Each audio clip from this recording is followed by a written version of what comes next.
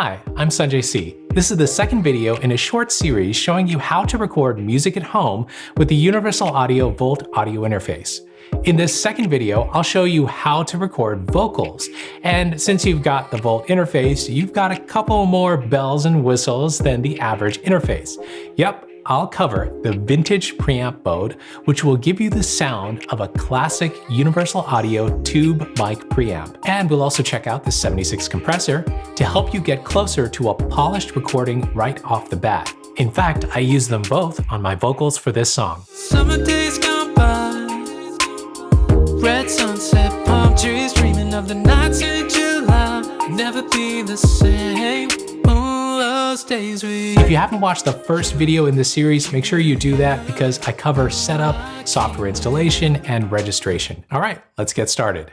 I'm using the Volt 276, so I've got two inputs in the front, but all Volt interfaces have at least one microphone input. I've connected my mic already. I'm using a popular condenser microphone, so I'm going to turn on Phantom Power, the button marked 48V. I prefer a condenser mic for my vocals, but if you've got a dynamic mic, you can use that too, of course. If you're using a dynamic mic, make sure you keep 48V off so you avoid distortion or damaging your mic. If you don't know what type of mic you have, check your mic manual. I've got Ableton Live Lite open and it starts up in what's called Session View by default. I'm going to switch to Live's Arrangement View for the rest of this video. You can switch between views using the Tab key on your computer keyboard. Click on an audio track and make sure you select the correct input channel number under Audio From right here. Since I have my mic plugged into the first input on Volt, I'll select channel 1 as the input. If you don't see all of your inputs available in this list, check out the previous video where I cover how to set up Volt in Live. I'm going to say something into the mic and you should see the levels jump up on the Volt interface as well as in Ableton Live.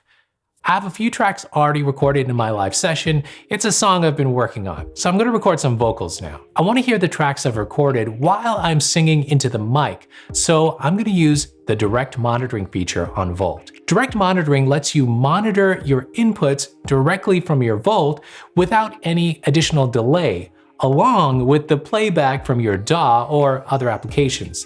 So I can hear myself in time with the music in my headphones. Now, you can hear your voice in Live directly, but due to latency, you'll hear your voice slightly delayed, and if you're like me, that'll make it difficult to sing in time to the music. So the direct monitoring feature is really helpful. Turn off input monitoring for that track in Live, and turn on direct on Volt. Press the direct button twice to hear your input centered in your headphones. The LED will be blue. Using the gain knob on Volt, set a healthy gain level. This differs depending on your mic and the loudness of your voice. I like to set the gain high enough to get a strong signal without clipping or getting your meters into the red. Okay, let's record a vocal take. Now I stand where we were both here dancing once upon a time with you. Summer days gone by, red sunset, palm trees, dreaming of the nights in July. Never be the same. Ooh, those days with you. Okay, I'm hardly ever pitch perfect, so I've used Melodyne to correct some pitchiness on this vocal take. Melodyne is included with your Volt, so make sure you install it if you want some pitch correction help. It's already sounding pretty good, but you'll notice I haven't turned on the vintage preamp mode. I want to let you hear the difference between recording the vocal clean versus adding the warmth of the tube preamp mode. Let's do that right now. I'll press the vintage button on my Volt and record the vocals again. And I'm going to check the gain setting again as well. Let's hear the before and after. Now I stand where we were both here dancing once upon a time with you. Now I stand where we were both here dancing once upon a time with you.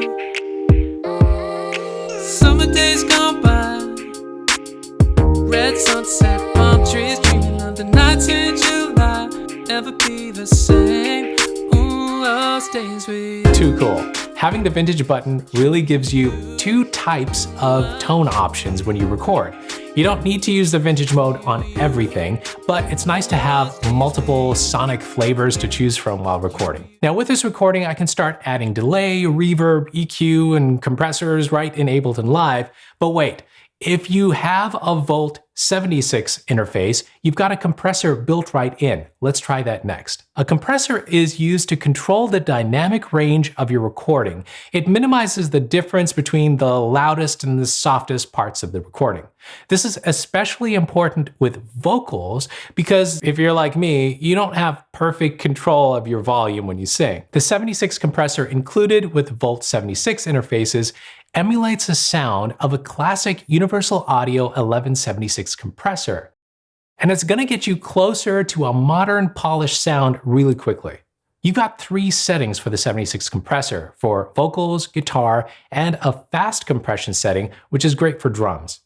Let's activate the VOC setting on the 76 compressor on Volt since I'm recording vocals. And let's test the gain again. Make sure you listen, don't just rely on the meters when setting gain while using the compressor.